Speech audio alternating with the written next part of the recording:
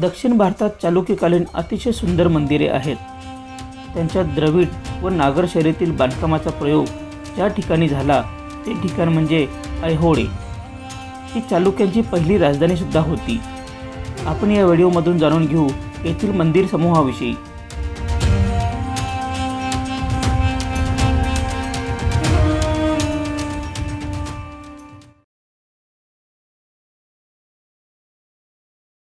अगदी सकाळी सकाळी आम्ही पोहोचलो ऐहोळे या ठिकाणी। सूर्याच्या कोवळ्या किरणात स्थापत्यकलेचा उत्कृष्ट नमुना असलेले एक मंदिर आपले लक्ष वेधून घेत होते।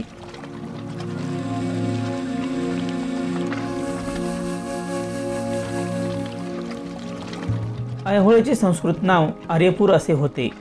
ही चालुक्यांची पहिली राजधानी होती। येथे अनेक चालुक्यकालीन प्राचीन मंदिरे पाहावयास मिळतात।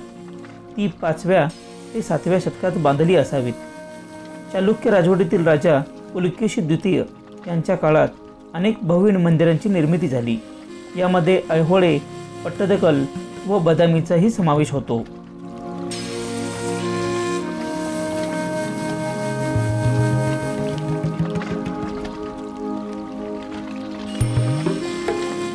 या मंदिराची एक बाजू अर्धवर्तुळाकार तर उर्वरित बाजू चौकोनी होती, तर शिखर शंकूप्रमाणे होते। मागून पाहिल्यास ते अर्धवर्तुळाकार मंदिर एखाद्या दुर्गाप्रमाणे दिसत होते, म्हणूनच कदाचित याला दुर्ग मंदिर असे म्हणत असावेत। हे मंदिर 7व्या शतकात बांधले गेले असावे।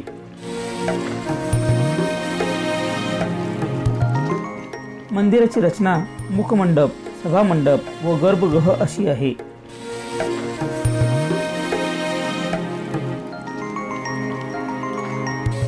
त्याच्या द्वाराच्या चौकटीमध्ये 5 वेगवेगळ्या डिझाईन्स कोरलेल्या आहेत। त्यामध्ये विशेषतः नागशिल्पे दिसून येतात, तर वरील बाजूस गजप्रस्थ आहे। दुर्ग मंदिराचे कोरीवकाम इतर मंदिरांच्या तुलनेत सरस आहे। त्यास एक सुंदर प्रदक्षिणा मार्ग सुद्धा आहे। येथील दगडी खांबांवर सुद्धा आकर्षक कोरीवकाम पाहता येते।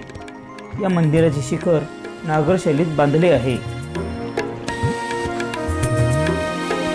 ऐहोळे येथे 120 पेक्षा जास्त मंदिरे आहेत।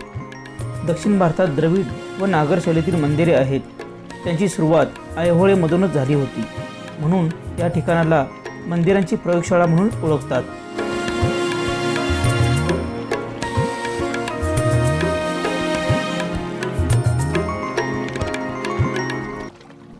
तेथून पुढे काही अंतर गेल्यानंतर एक मंदिर लागते। त्याचे नाव लाडखान मंदिर असे आहे। हे एक शिव मंदिर आहे। आदिलशहाने विजयनगरचा पराभव केल्यानंतर हा भाग त्याच्या अधिपत्याखाली आला व त्यांच्याच एक सरदाराच्या नावावरून या मंदिराचे नामांतर लाडखान असे केले।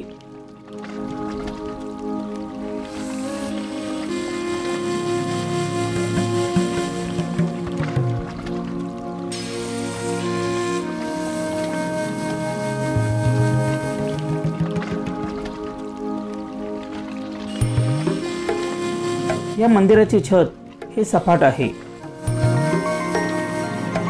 या मंदिराच्या खांबांवर अनेक कोरीवकाम केलेले पाहावयास मिळते।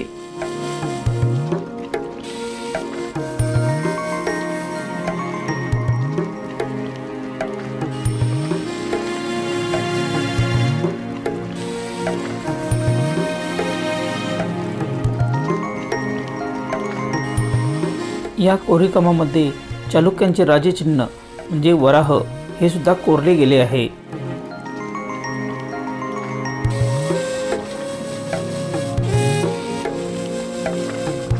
येथे आणखी एक महत्त्वपूर्ण मंदिर आहे। त्याचे नाव सूर्यनारायण मंदिर असे आहे।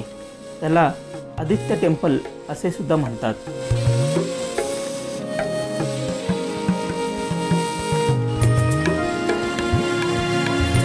या मंदिराची एक बाब म्हणजे येथील मूर्ती कोणार्क येथील सूर्य मंदिरातील मूर्तीप्रमाणे दिसते।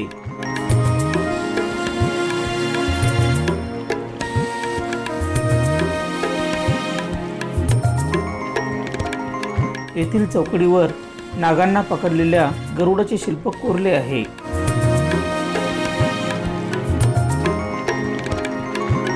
सूर्य मंदिराच्याच बाजूला आहे गौडर मंदिर. याचे खुले सभामंडप साधे पण मोहक आहे. या मंदिराला शिखर मात्र नाही. हे मंदिर देवी दुर्गाला समर्पित आहे.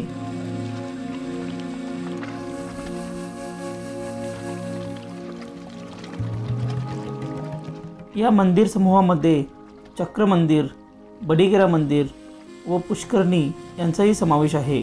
तर गावात इतर ठिकाणी अनेक मंदिरे वसलेली आहेत.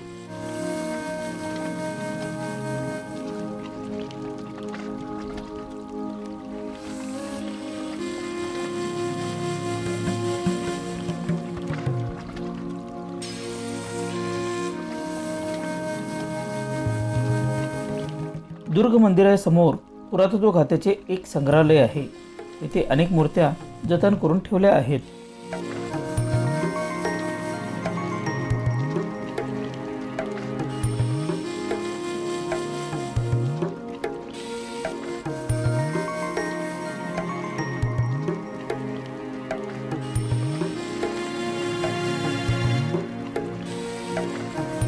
आपण पुढच्या व्हिडिओमध्ये जाणून घेणार आहोत चालुक्यांचे मुख्य राजधानीचे शहर म्हणजे बदामीविषयी.